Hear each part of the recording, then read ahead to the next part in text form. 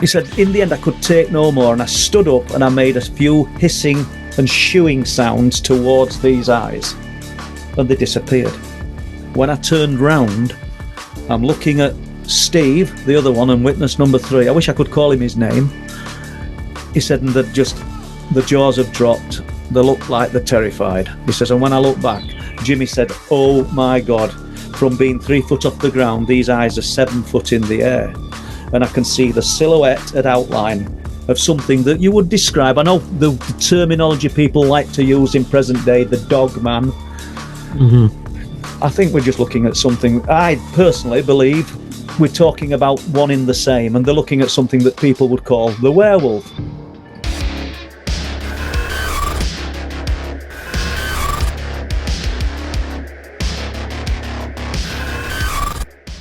Welcome. I'm here again with Paul Sinclair. Paul, welcome back.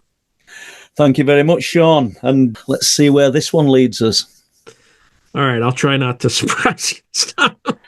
Yeah. Sometimes the questions take me to these places. I think the question just led us to Skull, which threw me a little bit because I'd never spoken about it before, but this will be good. Okay. So we're going to transition a bit to another, call it aspect of the phenomenon, or a separate phenomenon all in and of itself. Who knows? Tell me about the Barghast or Barghast. Am I even pronouncing that right? The Barghast, I think there's a few pronunciations. In some quarters, it's called the Barghast, as in resembling a bear.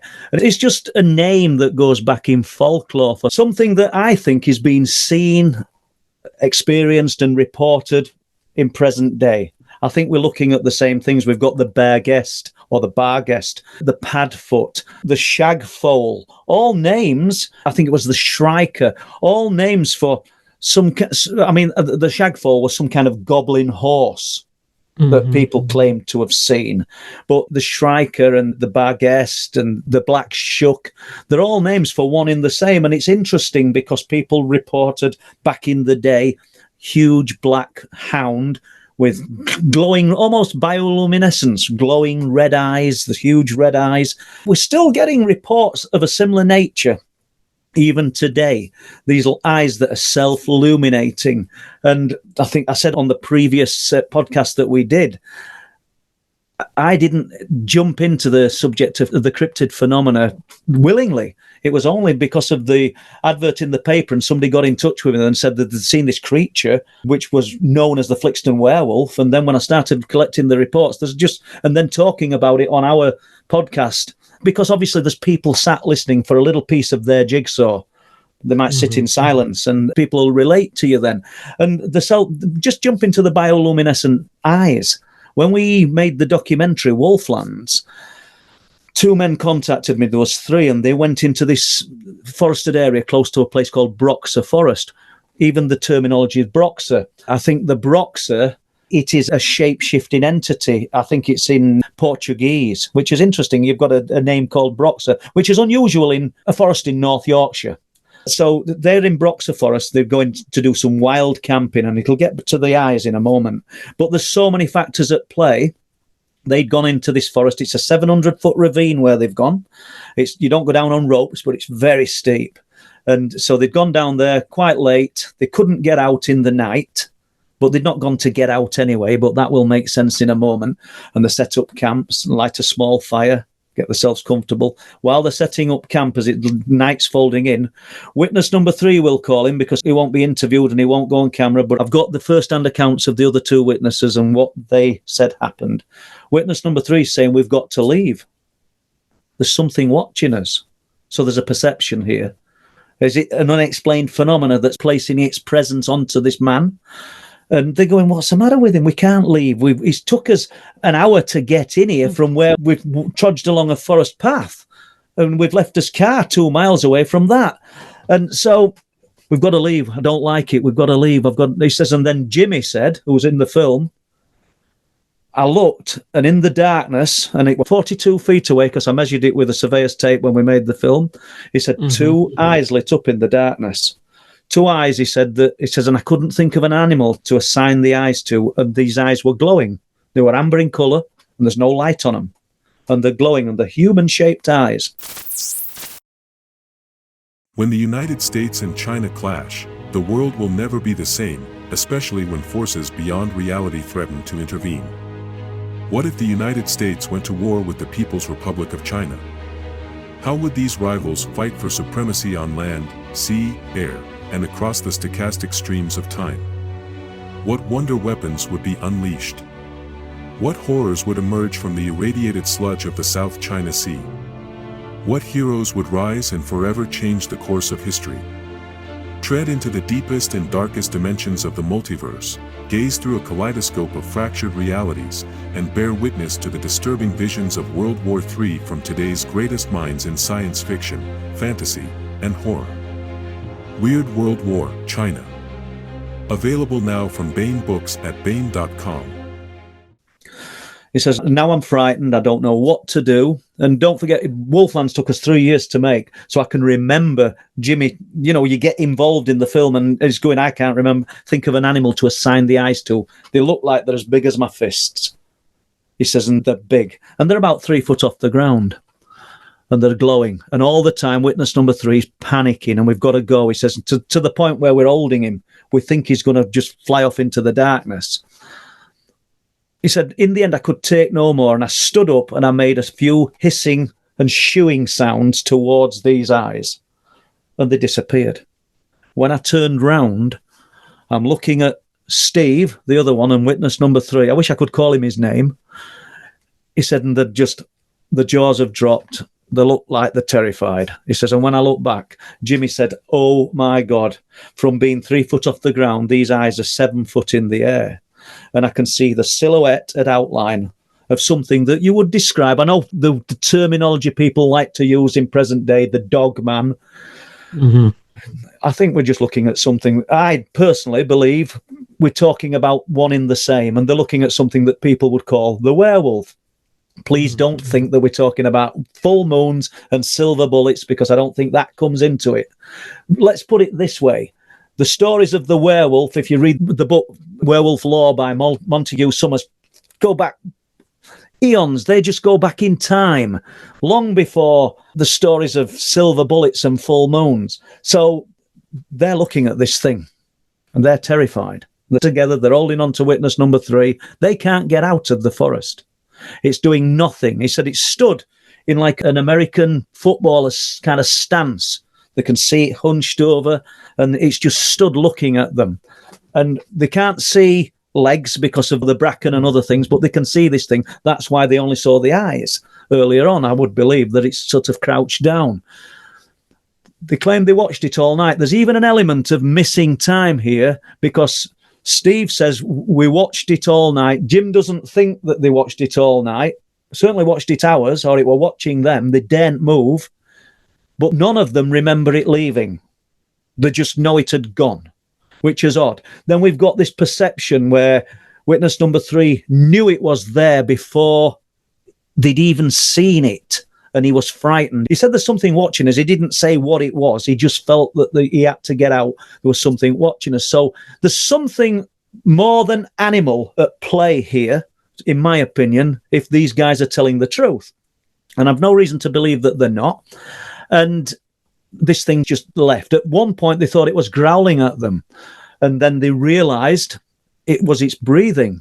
So there's a presence. It's not just some kind of apparition, some kind of, I don't know, shadow. Every so often, and he said, they both, Jimmy and Steve said it looked ridiculous. Every so often, it would turn its head. And they said its muzzle looked ridiculous, almost like Wile E. Coyote. It looked ridiculous. All you guys are getting, listeners, is what I've been told. But I'm not a researcher who sits at a keyboard taking people's emails and doing nothing. I've spent nights in that forest, full nights in the forest whilst making Wolflands. Jimmy and Steve, absolutely credit to them, because they saw it in 2018.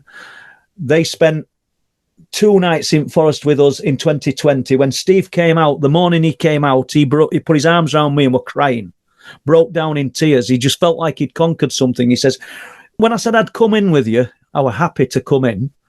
And then as it's been getting closer, he says, I've just had so much apprehension about should I, shouldn't I, shouldn't I? And then he's gone in. This is the guy, or these are the guys that I took the police officer in with.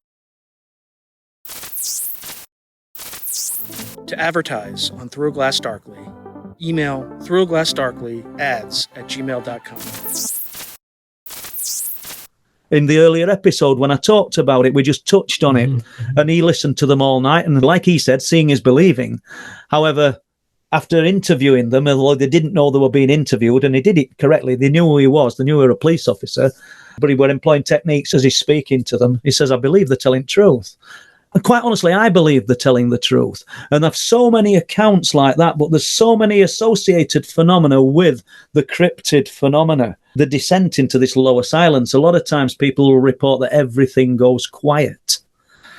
And we're talking about areas where there's reports of where we are in North Yorkshire, where these guys saw this. It's in the Forge Valley, what's called the Forge Valley, on the edge of the North Yorkshire Moors National Park. So for people who say that, let's assume it's a flesh and blood creature, which I don't believe for 1 second it is. I think there's some kind of paranormal element to it, because I don't know how it would survive and unnoticed, especially with the livestock that's interspersed throughout this landscape. There'd be carnage.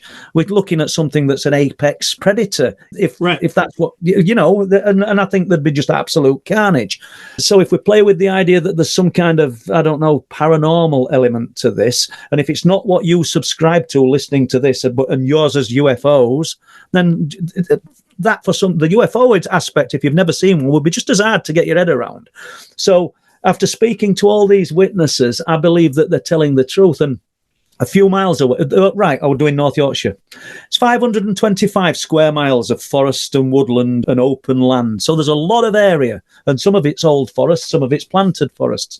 But on the edge of the Forge Valley, there's a place, because it goes up to the sea, it goes up to the North Sea. There's a place called Scalby Mills. Interestingly, there's a river. There's a lot of water association with the cryptid sightings, water courses and running water. There's running water close to where the Flixton werewolf sightings are, literally. But it's only like 8 miles away from where the guys in Broxer Forest, or close to Broxer, had their sighting. But Scalby Mills, there's a guy there who'd gone up to do some sky watching. And he's in the film. All these people have gone in with their names, the real names and everything. And Gaz had gone to do some sky watching. He's a family man, hard-working guy. And when his time allows, if he's got a bit of a slot, he said, I like to take a bit of bite to eat, a warm flask and my camera, and I'd get to a place with an unpolluted sky. And I'd set up and I'd try and see the aurora, or, view the stars. When you look at him on the film, you realise he's not a guy that's going to be easily frightened. He's got that persona about him. He said this particular night he didn't mind. He'd walked from his home in Scarborough to Scalby Mills along the cliff tops, set up. And is this a cryptid sighting? Because I think it's something strange, an element of the phenomena. He said he sat there, and then all of a sudden, it's as though somebody's just put a pause on sound. And I think that was his exact words. It's like the world had stopped. He's on the edge of some cliffs, which look onto what's called, I think it's Jackson's Bay. So he could hear the sea. In the night time, you still hear seagulls. The seagulls around here, I'm literally 400 yards from the seafront. They fly about on a night. How they miss this phone wires and everything else, I don't know. They've got eyes as good as owls. Seriously.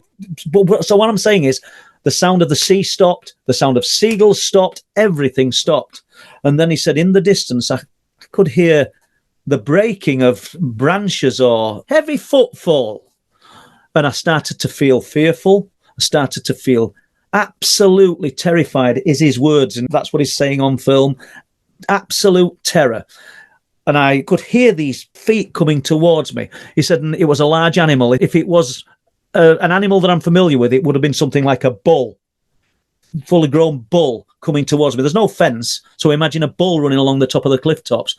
So he's not seen anything cryptid related, but there's this strange phenomena that's taken place before, this descent into this disjointed reality, this lower silence, as I call it. He said, and then just, it's there, he said, I go into like a fetal position, and just as it's about to hit me, just as it's about to, he says, everything just snaps back to normality. So that's his entry into our documentary Wolflands. Is that a cryptid that is encountered? Maybe not. but I think it's relevant. Then there's the associated phenomena that goes hand in hand with other types of phenomena, the light form phenomena, the ILFs, the intelligent light forms. In November the 14th, 2019, I took a guy up to the cliff tops called Lee Hayward, and it'll jump back to cryptids in 3 or 4 minutes. Lee, very, very sort of lateral thinking guy, highly intelligent, and he wanted to give me an explanation for what I was seeing out at sea, these light forms. He thought that there was going to be some plausible explanation, afterburners from jets, or he was going to give me an explanation. I didn't mind that. He's a nice guy, and he'd have done it in a good way, and I drove him up there. Now, is this synchronicity? We're driving along what's called Cliff Lane, and we'll get to the cryptid in a moment. He says, come on then, Paul, describe the lights. Tell me what these lights are like.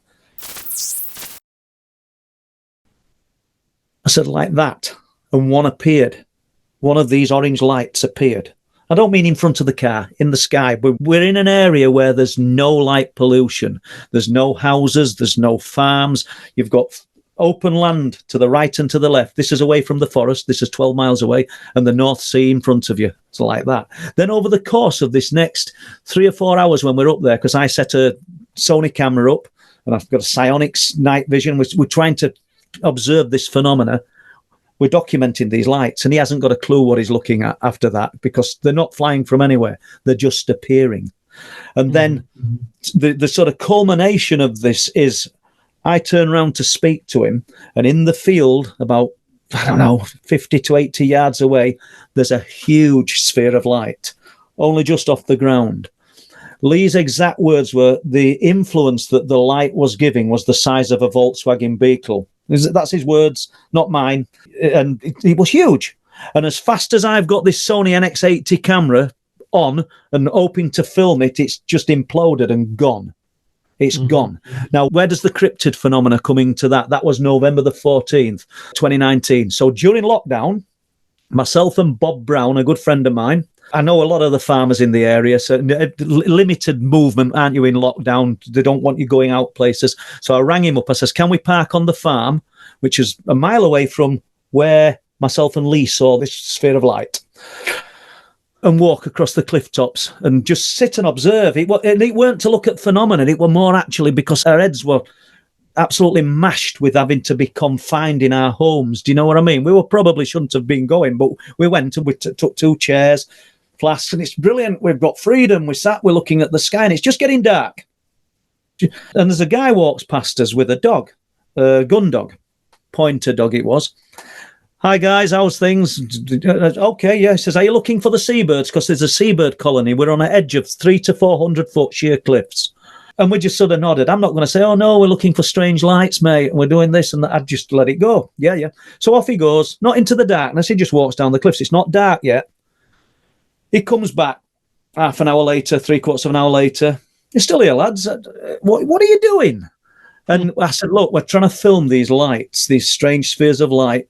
I didn't say I've termed the ILFs that have been seen. Have you ever seen anything like that? He goes, no, he says, and I live at Reeton. So what you've got is Bempton, Buckton, all sorts of old names, Speeton and Reeton. And they're all within 3 or 4 miles of each other, little holiday villages down the coast. So he'd driven in his Land Rover, because that's where he'd got, and from Reeton, and parked there to take his dog for a walk. So I told him we were looking for the lights. He said he'd never seen any, and he'd got sea views. It's fine. So just as he's about to leave, Bob said, what about strange animals? Have you ever seen any strange animals? Now, the staple explanation, or the staple line that we usually come out with if we're asking such a question, because it's a weird one to ask a stranger, is, have you seen the big cat that's been seen up here? Because there's been a big black cat seen up there, which they're not native to the UK. That sort of gets you into the zone. And if they go, oh, no, I haven't seen it, you're totally crazy, you can close it down. But you can gauge when you start talking. And he just said to his dog, I'm not going to say his dog's name, because dog's got a distinctive name, and then he'd know it was. He told his dog to sit down. He stopped, and then we thought, oh, we're going to get a big cat story here. He goes, right. He said, well, I haven't seen a cat. He says, but I have seen something very unusual. I said, all right, yeah. I says, what was that? And he's told his dog to sit down. He says, well, that dog stands in a different stance if it sees a rabbit, to if it sees a pheasant. He says, I can actually tell what it's looking at. It's got a different mannerism. He said, and in November of 2019, and he said it was a full moon, I was able to date it. Get it then. That was November the 12th. That were 2 days before myself and Lee saw the sphere of light. He said, in November 2019, I walked onto the beach at Reeton. He says, and there was a full moon. He said, I'm taking the dog for a walk. He says, and we were just walking towards Speeton. He says, where the black clay comes onto the land. And that's interesting in itself, Black Cliff, because there's a lot of stories and strange occurrences around what they call Black Cliff. It's full of fossils as well. He said, and the dog stood looking at something. He says, and I'm thinking, what the bloody hell's this dog looking at? Sorry for swearing, guys. But he says, I'm looking. He says, now, I'm sure he's not looking at a rabbit or a dog. And these cliffs, they start at, say, 45. And when they get towards Speeton, they go vertical. And they're about 45 degrees. He says, and halfway up the cliff, there's an animal. He says, and I can't work out what it is because there's no people around this area. He gets very little footfall, even in summer, in daytime.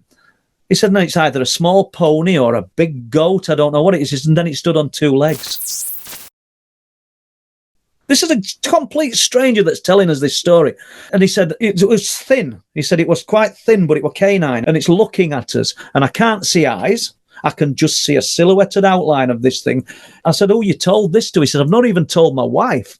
He says, but I didn't expect to see 2 men on the cliff tops asking me if I'd seen an unusual animal. He said, and it turned and ran along the cliff tops. He said, and the closest thing I can give you in a description of this thing was it looked like the werewolf from the Harry Potter film, Remus Lupin. Well, he didn't say that. We knew because we've had other descriptions that are similar, but we knew when he said the Harry Potter film. So this guy's either listened to me on a podcast and thought, I'll wind this fella up, or he's coming out with... But what I found interesting, Sean, is the fact that jumping back to 2019... we'd have been on those cliff tops 2 days after, and we see this huge sphere of light. Is there an association with the cryptid phenomena and the spheres of light? You know, you wouldn't get... A lot of researchers, UFO researchers, would not want to put that association with the cryptid, with the UFO type phenomena. But I think we've got to go where the evidence leads us. And if people are seeing and reporting these things, I know with big UFO organizations that people have given them UFO reports and said, oh, and by the way, this happened. Oh, no, let's just deal with the UFO report. Yeah. Well, that's a massive gap in the research. You know what I mean? Yeah, like there are often reports where people will see a UFO and then they'll see Bigfoot. Yeah. And they'll just excise the Bigfoot part because it sounds too crazy. Right. Just before we carry on with the cryptid phenomena, there's another association, which is, some people would call it the mind speak, but it's the same principles that are at work maybe with the clairvoyant when they have clairaudience, when they allegedly receive voices. And you get the alien abduction scenario where I know, when we've spoken in the previous podcast, when I was talking about those beings that were saying to me, this is a bed spring turning in your back. I wasn't hearing that audibly. I was hearing that in my head. It's the same exotic science that's at work. Then you've got the Bigfoot scenario where we'll jump to America or Alaska or somewhere where they're armed, because in the UK, you know, unless you're on private land and you need a firearms license. But I know that the firearms are more easily accessible. But these guys, some of them, don't believe in any of that. I've sort of hunted in these forests for 25 years. I've never seen anything. And then one fateful day, they see something like that. And they end up on a podcast talking about it. But sometimes they throw up the most incredible things where they think, I've got a 30-yard 6. You can tell I've listened to some of these podcasts, can't you? Because I'm not familiar with guns.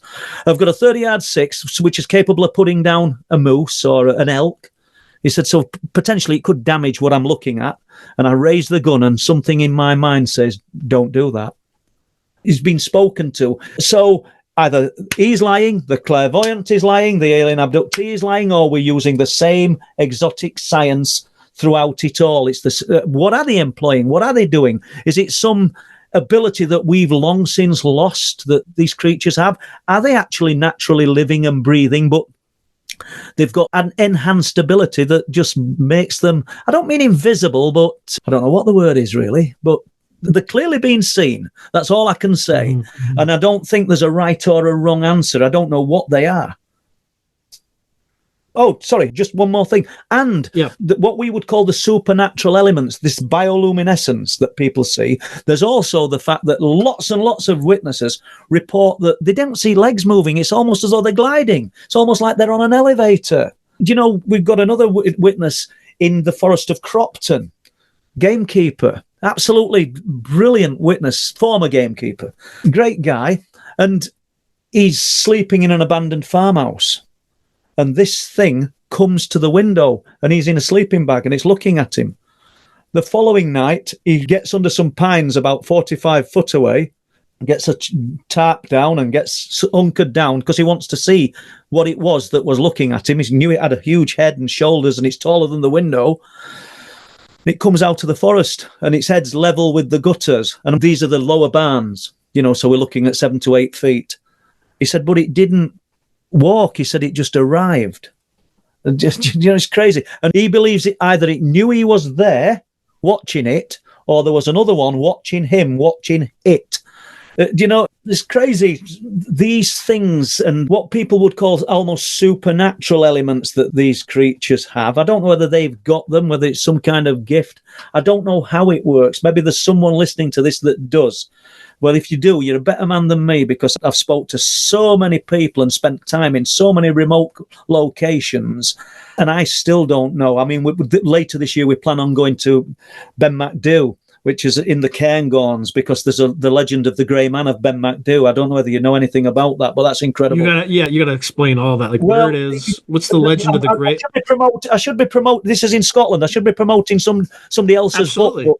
That's probably the best book. Alflec Gray wrote this book, The Grey Man of Ben Macdhu. And my daughter bought me that. I haven't even read it yet. The story basically is that hikers in this remote part of Scotland, I think it's probably from habitation, about a 5-hour hike up onto this. It's a mountain, but it's not in the grand scheme of things. They call it a mountain. It's just like a big hill, but it's very, very remote, 5-hour hike. And there's places where people can shelter as well because of the adverse weather conditions. But they claim to see this apparition. People call it a broken spectre.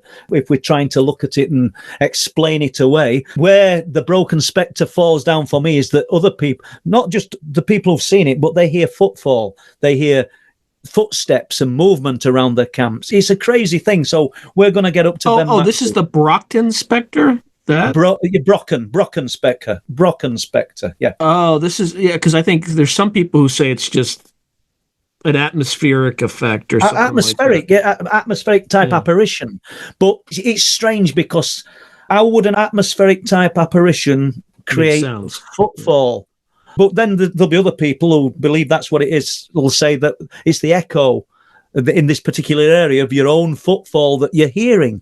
All of these things, I suppose, are plausible, but there's a lot of witnesses that have come forward and spoken about the big grey man of Ben Macdhu, which I find fascinating. And there's forested areas around there, but not higher up. But there'd be nowhere for something like that to hide in the locations that it's been seen and been reported. But jumping back to North Yorkshire, we've had so many reports of what people would call the Flixton werewolf. And I think that these stories must be the same ones that are bleeding into the forests of North Yorkshire. And another interesting aspect to all of this, Sean, is the presence of burial mounds and ancient earthworks. Neolithic burial mounds seem to be present where a lot of these things are seen. And I don't know what the significance of that is, because a lot of the burial mounds, not all of them, but a lot of them that had been excavated in the late 1800s by a guy called Canon Greenwell, he noted that some of them, there were no bodies interned in them. And you think to yourself, Neolithic man, he's going to struggle to probably keep warm, feed himself. So why invest all of this time building these huge earthworks? Did they see and experience things like we're seeing and experiencing things today, and build some of these earthworks as almost like altars to the reverence of the land? I don't know. They're all sort of ideas that I've kicked about, because I have noted that earthworks are present. I mean, I can give you a UFO account if that's okay. Yeah, of course. There's one of the most famous earthworks in England is Willie Howe. the burial mound of Willie Howe that were excavated again by Canon Greenwell. And out of the hundreds of earthworks that he excavated, the only one that he ever noted that had some kind of eerie, mysterious presence was Willie Howe. Why he noted that, I don't know. We spoke to a guy about 6 weeks ago called Stephen Collin, who went to the burial mound and sat on the burial mound having a coffee. And while he sat having a coffee, that's why he contacted us, he said there was movement below him, like heavy machinery he could feel moving below him, which is odd, just a strange one. But to jump back to 1996, and there was a small airstrip at the side of Willie Howe, not directly, but very close, light aircraft, and probably 2 or 3 aircraft there. And this guy had a vintage aircraft, small one. It wasn't licensed for night flying, important to the story. And on this particular day, and I don't know a lot about aircraft, people, so don't bomb me with aircraft terminology, please, Sean. On this particular day, he'd taken the plane to fly it along the coast of Bridlington, Scarborough and Whitby, all little seaside towns. He was going to fly up the coast. And on the way back, obviously he's got to take note because he's got to be back because he's not equipped for night flying. It's not licensed for night flying. He can see the sun setting and thinks, I've got plenty of time to get back to the airstrip near Willie Howe. And as he's flying back down the coast, turns inland to go to Willie Howe, which would probably be about 6 miles inland. It's not going to take you long, even in a vintage aircraft, is it? It's not like you have a road, it's A to B, and it as the crow flies. And he looks at the setting sun, he says, and then I turn round and there's another sun. He says, and I'm confused. This is a trained pilot. I'm not somebody that's sent me something on an email. I've sat and talked to him quite a number of times. He said, I'm confused. He says, I can't work it out. He said, there's another sun. He said, and then all of a sudden, he says, though, he gave me 2 analogies when we spoke. He said, all of a sudden, it was like somebody had put the brakes on really hard without skidding on your car, and my plane stopped in the air. Then he gave me another analogy the next time we spoke. He said, it was like I'd flown into a cobweb. He said, everything just like slowed down. He says, now look at these meters. That's why I said I don't know a lot about planes. So somebody might be saying, no, that's not what it's called. So he's got something he can see the revs, the engine. He's got something that's telling him altitude, and there was something else. He said, there's only 3 things on this old aircraft to look at, really. And he says, I'm still flying, but I'm not moving. He said, so I can't work it out. He said, and the next thing I know, I'm flying, and it's night. It's the night. I'm in the dark. He says, I think about flying onto Humberside Airport. He says, but how would I ever explain this? I'm not licensed to fly this aircraft at night. And I just can't explain what I'm going to do. He said, and luckily, there's a tractor with lights on in a field. And I think he said there was some 33 or 37 kV power lines, which he knew about close to the airstrip. And he thought, I can get over these pretty much. So if I can get over these, I can put it down in field. And that's what he did. And that's in the first book, Truth Proof 1. And so that's his story. There's a lot more detail to it. But that's interesting that it took place over the burial mound of Willie Howe. And Willie Howe is also associated in the 12th century, a scribe called William of Newburgh. And so obviously, I think it goes back even further, talked about hobs and goblins. It almost sounds like an alien abduction or an alien scenario. And he talks about there's 2 villages. There's Willie Howe, and then about 2 miles away, there's a village called Burton Fleming. And then to the right, to the left, there's Wold Newton, 2 villages. And this man, according to William of Newburgh, was travelling on horseback back from one of the villages to his home in the next village during the night. And he sees a light in the fields, and being curious, he trots across to the light, and it's Willie Howe. And the story goes that there's a huge hole in the side of the burial mound that's all illuminated. And he looks inside, and he claims that there's hobs and goblins and fae-type folk inside. And they're having a banquet. This is the ancient story that I'm repeating. So, okay. Go on. So this is the ancient story. Yeah, this is the ancient story. Okay. So he's silence. It's just like you've stepped into a saloon on a Western. Everything goes quiet inside. And one of the people or the beings inside is said to come out and offer him a drink. Well, he knows enough not to drink from the fairy folk. I don't want to become enslaved to them, or so the writings go. So he accepts the cup, pours the contents away, and does a runner on his horse. Allegedly, he jumps the Gypsy Race. There's a stream that runs very close called the Gypsy Race. It probably all fits to the story. Apparently, he could not cross running water and he jumps the gypsy race. The gypsy race has lots of strange stories. It's known as Woe Waters, as in Portent of Doom. There's lots of stories attached to the gypsy race. So where it becomes interesting for me is that the cup existed. Talk of the cup became known about, and it was given to one of the kings of England, and it genuinely was. And it was said to be of a strange shape and an unknown lustre. Then it was given to one of the kings. It was given to King Henry, I think, but I can't remember exactly now. And if you put a name down, somebody always jumps in on comments and saying it weren't that king. So I can't remember now. Then it was given to a king of Scotland, and then it's just got lost in time. Where it's gone to, I don't know. Now, the story of Willie Howe and the luminous light inside the burial mound almost sounds something alien related, but once again we've got this strange story of weird occurrences in and around the burial mound of Willie Howe, and then Stephen Collin sitting on the mound only 6 to 8 weeks ago and hearing this strange metallic sound, almost like heavy machinery dragging on concrete below him. So it's fascinating that these locations throw up all of these things.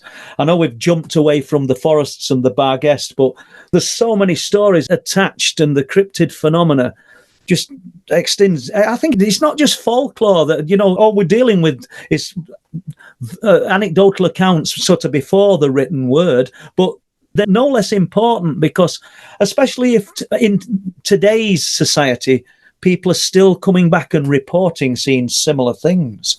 I think we've got to be dealing with the same things. And once again, like we spoke about earlier, Sean, location is key. The same locations are throwing up the same types of phenomena, which there's got to be something there.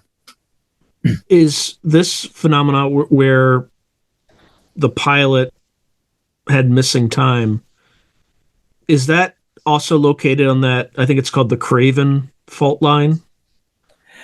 It may be. I don't know. I'll tell you what it is very close to. It's very, very close to the Rudston monolith.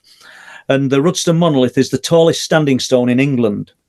Mm-hmm. And it's literally 2 miles away from the Rudston monolith. And that runs on a ley line. And there's lots and lots of stories of the strange and unusual attached to the Rudston monolith. It stands, I think, 28.5 or 29 feet. It's taller than the stones at Stonehenge. It is the tallest standing stone in England. There's as much stone below ground as what there is above ground. It's estimated to weigh about 45 tons. There's debate where it comes from. That some people in academia might think that it might suggest that it's come on a glacial ice flow, which it could have. The closest rock or composition is at Cornelian Bay, incidentally very close to where Gaz had his strange experience. That's the composition of the rock. Has it been dragged from there? There's also stories that it was the burial stone of a Viking called Rud, because Rudston monolith, and there's a saga in Copenhagen that talks about a Viking who died whilst in England on the wolds, and he was buried on the wolds, and that's his burial stone, the Rudstone. There's been ritualistic sacrifice at Rudstone in the 1800s. The reason we know that there's as much stone below in the 1800s they had ritualistic sacrifice? No. I'll just draw back and it'll make sense what I've just said. It'll make sense. That's why we know there's as much stone below ground as what there is above ground. In the 1800s, I think it was William Stukeland excavated an area around the burial mound and found a large quantity of human skulls, which suggests that there's been sacrifice. But there's all sorts of strange and quirky things occurred around it. I've got a friend, Peter Masters, who's pretty much an electronics genius, and some of the equipment that they're employing and using at Skinwalker, Peter's friends have developed it. And we've been using some of that equipment, not the exact equipment, but that type of equipment. And we took this equipment to the Rudston monolith and hooked it up to a laptop. And the Rudston monolith was kicking out 1.6 gigahertz, which is interesting. Now, is that a coincidence? Because it's not done it since, yet we've got it there on the laptop. We've filmed it. It's there. That's what it's doing. Why, I don't know. Somebody contacted me from 1994, contacted me only late last year, that in 1994 he went to the coast with his wife. I know we've jumped away from cryptids, but this is almost time travel in a way. Mm-hmm. He said, and on the way back from visiting the coast, he said, just me and my wife, no children. He says, we decided to visit the Rudston monolith. My wife weren't interested. She sat in the car. And if you sit in the car, you can see the monolith from the entrance. It'll have not changed since 1994. He says, I'm looking around the stone. And he says, and this couple arrived. And he says they're dressed very strangely. They're dressed in almost what you would call Viking type clothing. I don't know. And with leather on, what do they call it, on the forearms? And the man had, and long hair. And we're looking around it, and he's talking to me, and he doesn't sound like he's talking in any terminology that I'm familiar with, but although he's speaking English. And when we'd walked around the monolith and we're talking, he said, I start walking back to the car, and he said goodbye. He says, and I went to shake his hand, and he put his hand on my forearm, and that's how we shook hands, kind of like that. And he said, travel well, my friend. And that's what he said to me. And his wife gave him a hug. He said, it were real weird, he said, because I didn't know these people, and she gave me a really warm, embracing hug. They were physical, and they were solid people. He said, and then we walked down the path together. And we got to the car. His wife said, you've been a long time. He said, yeah, we're talking to them people. She said, you were on your own. There was nobody with you. So that's another quirky story that occurs from the Rudster monolith. Did he encounter time travelers? Has he made it up? Did she not see them? Surely if he's been doing these strange gestures, she'd have noticed something. You know, I asked the same questions myself, but there's lots and lots of stories and strangeness. Just when you think you can't hear anything else strange and unusual, somebody comes up with something else. And that's just another one from the Rudster monolith.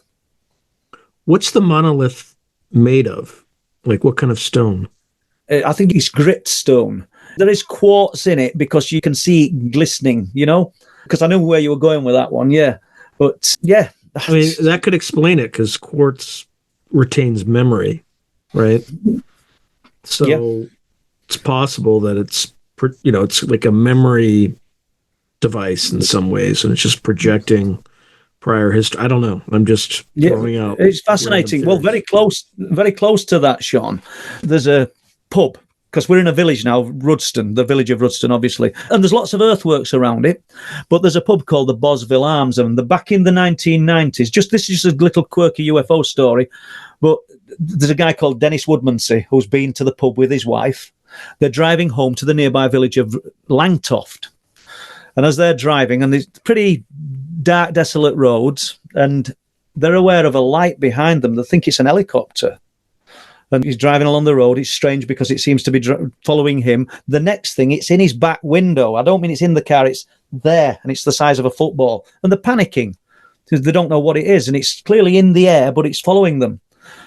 They get to their home. It's not really a long story, this, guys. They get to their home, park the car up, run upstairs, go to the bedroom window, and it's there in the sky, just looking down into their bedroom, if we can believe that the light's looking down. Do you know what I mean? It's that. It's not an eye. But lots and lots of stories of that nature that have come out of this area. It's rich with them. Very close to this location, one of my daughters, Jessica, used to be engaged to the farmer's son who owned a farm at Rudston. And this is a real weird story, because my girls, despite being immersed in the strangeness with me talking about it, unless something happened and they were involved in it, we didn't really talk about it. I didn't, if I go out socializing years ago, I never spoke about this subject. I know where it led to, and it led to ridicule, basically. People listening to this will know where I'm going with that. But anyway, Jessica's in this farmhouse, and she's with her then boyfriend. And it's an old farmhouse. I'm not going to say the name of it, but they're in this farmhouse, and there's a wooden chest at the bottom of the bed. We're going all over the place here, Sean, with this, aren't we? We're absolutely jumping everywhere. It's okay. There's and Jessica's not got any stories of the strange and unusual to share apart from this, really. She said, and I woke up in the night, and there's 3 hooded beings at the bottom of the bed. She said, I tried to nudge a boyfriend, wake up. Said he weren't waking up. She's not being vocal. She's just trying to get his attention. Yeah, but that's common. Said, it's like they're he won't wake up. She said, and there's a wooden chest at the bottom of her dress. She says, and there's a conical, that were her words, shaped vessel full of a green glowing liquid. And they're pouring it into something else. And there's a tall one and there's 2 small ones. She says, and she can't believe she's looking at this. And I've been in that bedroom. It's not a big bedroom. It's an old farmhouse. And I've seen the chest and everything. And she said, and then she became aware that one of the littler ones had seen her looking, or just were aware of her. And she said, it started moving towards me, and I just closed my eyes and did that. She said, and I stayed there. We're not going to say 10 minutes because it seems like a lifetime, and it's probably 60 seconds, 30 seconds. She says, and when I looked, it still stood there. It stood at the side of my bed. And I just did that again. And she said, I don't know what happened then, because it's no missing time. We're not talking an abduction, but she said, the next thing I know, it's morning. Do you know what I mean? She's not got any story to tell of anything in between. Well, once again, that's Rudston. All of these places, in the grand scheme of things, we're all close. Everything's close. I mean, I said we'd touch on Hunmanby and the industrial estate. Forgive me, people, for jumping all over here, because on the outskirts of the village of Hunmanby, which will only be about 10 miles from Rudston, there's an industrial estate. So it's the last place you'd expect unexplained phenomena to be occurring, inside a warehouse, an industrial unit. But back in 96, 97 and 98, in the months of June, July and August of those months, every type of unexplained phenomena you can think of was happening. And 3 men experienced it. And we've got one man, we've got Andrew, Dave, real names, and the man we'll just call the boss. I've interviewed him. I spoke to him on the phone quite a few times, and I've sat and talked to him, but he don't want recording and he doesn't want his name using. And these guys worked for him back in 96, 97 and 98. They worked in the night. They had day jobs. They were young men just trying to forge their way in the world, make a living for their families. And they used to go at 6:30 and work till 10 at night, sometimes 3 in the morning. So Andrew tells me, I found out about it by chance. This is synchronicity, really. Andrew's a sign writer and a painter. And the jobs that they were doing at Hunmanby were sign writing buses, artwork on fairground rides, spraying motor vehicles. But he also did decorating. So 6 or 7 years ago, Andrew and his 2 sons are decorating a club in Flamborough, and they started talking about the unexplained. And they told the man who were overseeing the work, Jim, who I know, former military guy, this incredible story. Jim says, you must tell Paul Sinclair, friend of mine. Andrew lives 200 yards from me. I've known him 20 years. He's never told me. So Andrew lives 200 yards from me. I've known him almost 20 years by then. His son has actually worked for me and never said a word. Not because it's Paul. They just wanted Hunmanby to remain buried. It was just that particular day he told Jim about it and cork were off the bottle. So the first things that happened were almost amoeba-ish, almost on the peripheral of, is something happening here? Andrew says the first time, he said, I'm in the unit. It's quarter brick, 3/4 corrugated sheeting, huge building where you could run buses in it and lorries in it, and there's nothing else inside it. That's important to note because of what happened. At the bottom corners, the only building that were in it was a small toilet block and store and an office above that and an area of flat roof where the boss kept his light bulbs and nuts and bolts and bits and bats. Andrew says, I'm working on a car, I'm flattening it off, getting it ready to spray. He says, and a light bulb just smashed at the side of me. Prior to that, we'd got the peripheral. He was hearing a sound like somebody throwing grit at the side of the unit. Went outside, there's nobody there. Nobody worked on a night, like in today's society. Nothing stops, it's 24/7 and people just work, don't they, shifts. He said, we were the only ones working on a night at that unit. Said, so I just thought, it's kids from village. It's about half a mile, 3/4 of a mile away.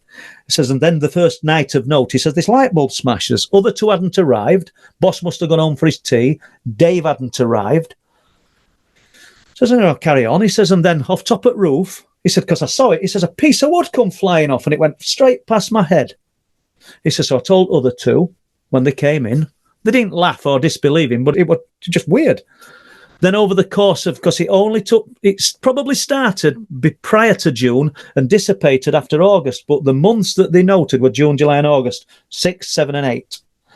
Says, and after that, he said it started happening. Prior to the boss taking over the unit, it had been an engineering workshop and there was odd part-used boxes of washers just tucked around the sides, not loads, just a few. He says, and we'd hear a smack at the side of the corrugated sheeting and the tinkle of steel, and a washer would just go flying through the air. So when we're together, sometimes when we're in on his own, and it built and built. He said, like jars, glass jars. That's why I said there's no other buildings or rooms above. Would just drop out to the air. Money would just fall out of the air in front of us.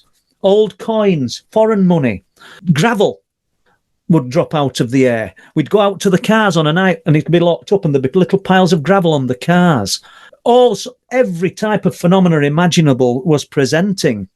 And so obviously, if you want to do another show sometime, I'll do Hummonby right from start to finish. But it culminated with a UFO in 1998. A few days before, they'd seen a huge, the boss and two other men, early evening, had seen 3 triangles that were slowly travelling towards them. And they're quite excited about what they're looking at because they're saying that they're going to be above us soon. They're going to be directly above us. And we're going to get to see the underside of these things. It's night time, but they're there. These things are there. And they just switched off. They failed to be, they're just invisible. I don't know how it happened. They don't know, but they just became invisible. A few days after that, the shutter doors were let up. And there's loads to them that I'm not telling, and loads that I want to tell, but we haven't got time now. But Andrew found himself looking down the compound into the car park. The rough car parking area at the back, 1998. He says, and there's an object about 40 to 50 feet away, and there's men close to it, military. We know they were military now. They knew about this. And they're dressed in black, and they're armed. He can't see arms. He can't see guns or weapons at that moment. So I don't want to get ahead of myself. He said, and he still don't believe. He's still in disbelief, Andrew, what he's seen, even today. He said, there's a thing down there. He said, like an old 50s flying saucer. He says, and it's off the ground, but it's just off the ground. It's got all mist and lights flashing around it. He says, and it's about as big as a flatback truck. And there's a globe like a fishbowl on top. He says, and I can hear him saying it now. He says, and it almost looked like an alien. Almost. That's what he's saying. He says, and I'm looking at this. And then he said, I watched the boss walk down to it and disappear into the mist. Then there's a gap in time because I've interviewed all 3 of them. None of them remember being stood there together. And Andrew and the boss hadn't spoke for 10 years when I heard about this story. And not because they fell out. It's just, it was 1998 when it occurred. So I got the story off Andrew. I got to Dave, the other witness, off Andrew. And Dave knew the whereabouts of the boss, so I got to him. So nobody had conspired and got together and talked about it. They're all singing from the same hymn sheet when I interviewed them all separately. He said, so the next thing, I'm walking back through the workshop, just walking back. I opened the small side door at the front. He says, I'm not sure if it opened or I opened it, but there's a soldier just takes hold of me, armed, gives me a good shaking and says, stay there, don't move, really nasty, frightens me to death, really frightened him. And that's what he had to do. He honestly believes there was another event taking place at the front. Whether there were or not, I don't know. I got the same story off Dave. I said, did you see the being in the top of this object? He says, I didn't see the object. He said, there was too much smoke, but they didn't smell smoke, or like mist around it. There was an object there, but I can't say. He said, I'd love to dress these stories up and say, and he saw a flying saucer as well, but I won't do that. I'll only say what they've told me. And he said, there's definitely something there. And his words were, I'll give you that. There was an object there, but I couldn't see enough definition to say, yes, that's what I saw what Andrew saw. It's got to have been the same thing, but there was too much mist and smoke. I says, oh, now about the little being. He said he saw a being in the top of this glass. He said, no. I said, I saw 3. And they were stood outside it. And they were tall. And this guy's about 6'2". He says, they were tall, same as me, maybe a bit taller, bigger heads.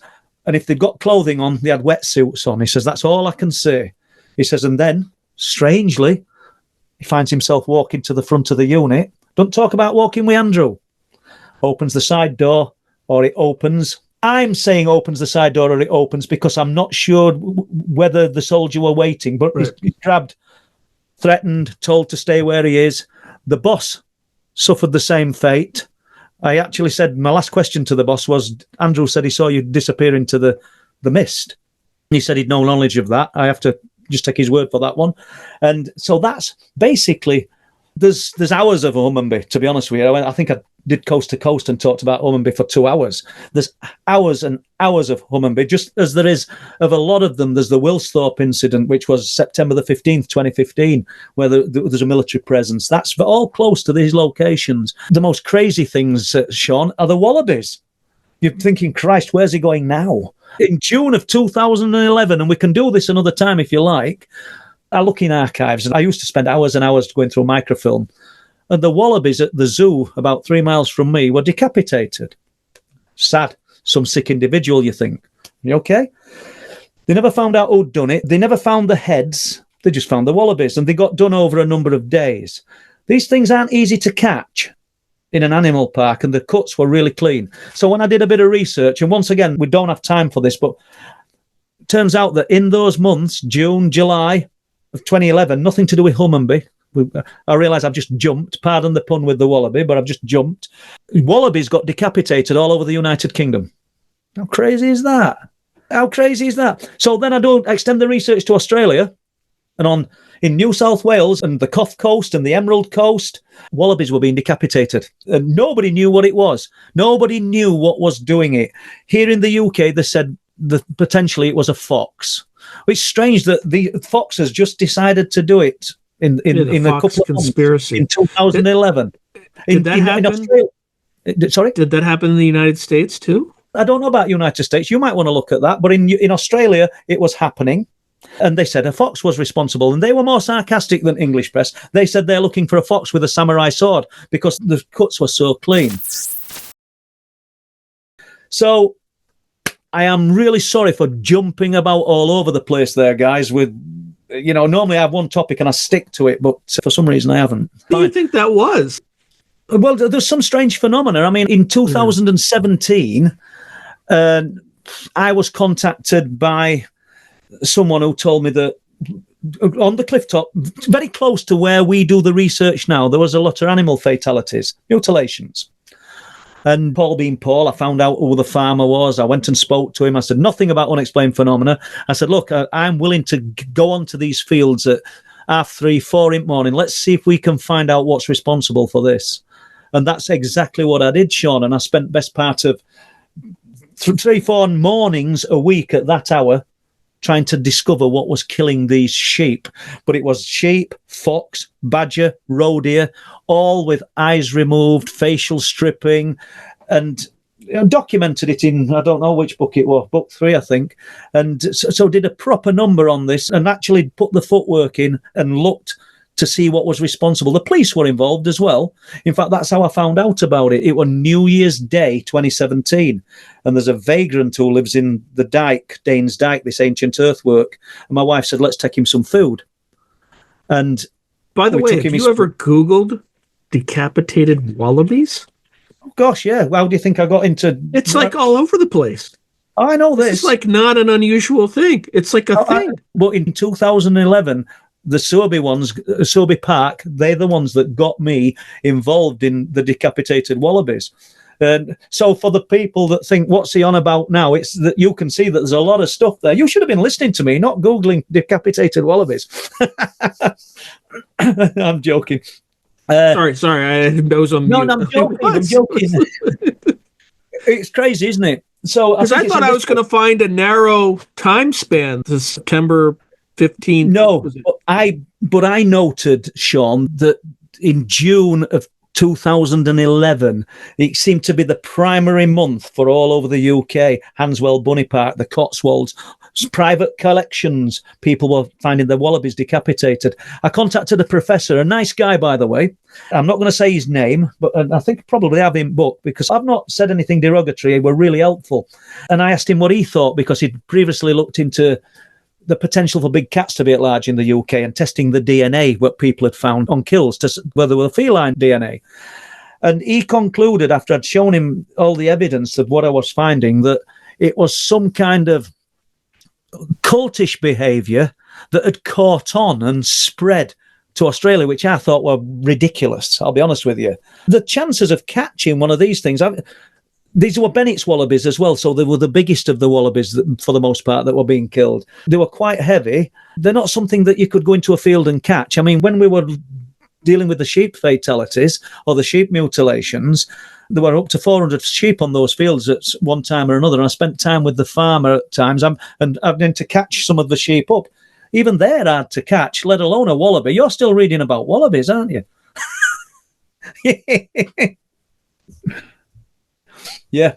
Oh, there you go. I'll keep going. No, I've probably exhausted, without rereading the wallaby cases up, you've probably exhausted what I can tell you. I went on Midnight in the Desert and we did 2 hours on wallabies. There's a lot that you can put into it. All the different cases that just went all the way up. It was almost like watching a wildfire going up New South Wales, the way that they were being reported. And it's fascinating. And in the UK. Yeah, it's so weird. I was asking ChatGPT to like summarize and try to find, but I'll just have it do a deep dive later. So you thought that we were going to be talking about the Barghast. You thought we were going to be talking about the cryptid phenomenon, and we jumped into wallabies. Or Paul did. That's just so random. It's just the most random thing, right? But it's a thing. It's an actual thing. It's an actual thing. It really is, yeah. All right, well, any final words, Paul? Sorry. Well, I'll tell you what some final words would be for both podcasts. Is there any chance that I can tell people where they can find my work? Not only is there any chance, it's encouraged, and I'll put most of this stuff in the description below.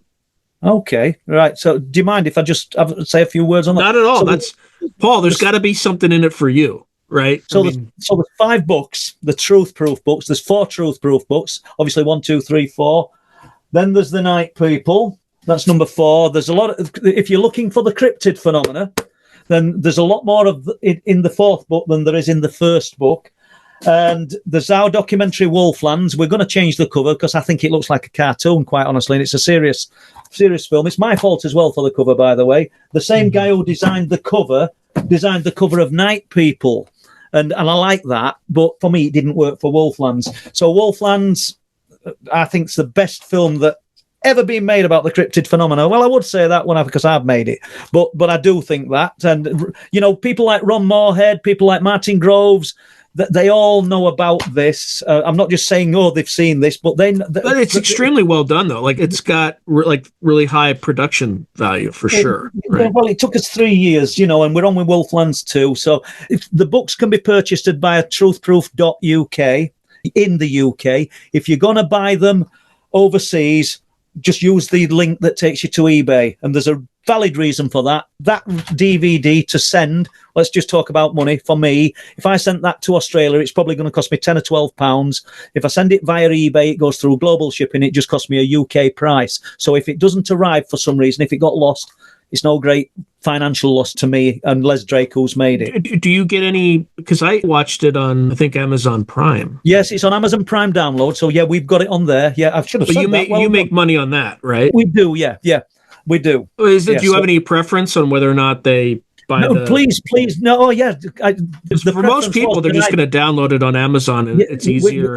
Sean, the preference was that Paul had forgot to mention Amazon Prime. Please download it on Amazon Prime because that's your primary source for Wolflands. Yeah, and you don't have to spend shipping costs, and it's for instant gratification, right? It's in the users. Yeah. If you can go up and watch it right now, just go up. Well, we never thought anybody would be interested in DVDs. We really didn't. And then, obviously... And they are? They are, yeah. We're just moving DVDs. We thought that they're going to be a thing of the past. It's just, Ken Gerhard. Do you know Ken Gerhard? No, the name sounds familiar, though. Yeah, he works with History. I think it's History Channel and different things. Okay. We've got good endorsements. That's all I'll say. That's, Oh, I think I know. He kind of like, I want to say it looks like a pirate. There was like the guy with the hat. The guy with the hat. Yeah, okay, I know who you're talking about. It's been a pleasure talking to you, Sean. I'm sorry for your listeners that they'll have found me bouncing around all kinds of directions, but that's all right. You gave me like the perfect. I mean, all I need to do is put decapitated wallabies, and people be like, "What the is this?" I'll click on it. All right. Well, Paul, it's been an absolute pleasure, and we'll definitely do this again. I've done multiple interviews with Steve Mera, like for the same reason over the years. So I probably need to reach out to him again soon. But absolute pleasure. Well, absolutely. I was probably speaking to him tomorrow. I spoke to him earlier today, so I'll mention it if you like. Absolutely. Thank you. If you enjoyed today's video, please hit like and subscribe, and also hit the notification button so you can be notified whenever I post new content. Thank you.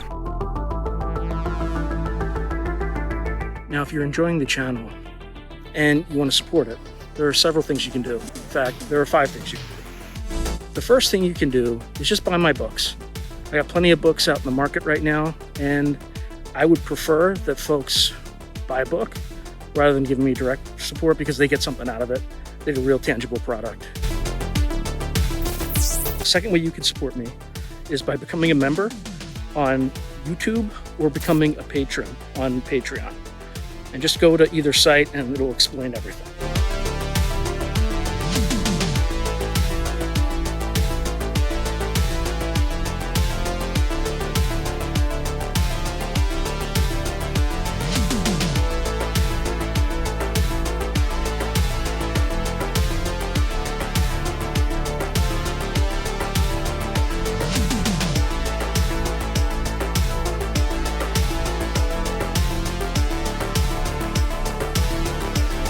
The third way you can support the channel is by checking out my merch site, which is here. There's plenty of stuff that you can get to support the channel. And I'd appreciate that you have it and you can wear it. Not only do you help support the channel, but you also help promote the channel, and I appreciate that. The fourth way that you can support the channel, and this is really easy, is anytime you want to buy something on Amazon, literally just go to the description below and click on any link, literally any link. The channel gets a cut of that, and it costs you no extra money. You just go through the link, as I'm part of the Amazon Affiliates Club. The fifth and final way you can support the channel is through donations. Now, I don't prefer these because it's more of an expression of gratitude, but you don't really get anything out of it as a subscriber to the channel.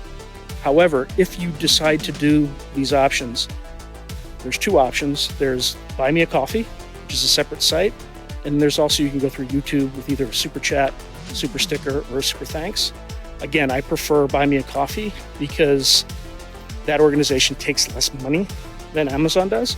But either way, I appreciate any support you are willing to give the channel.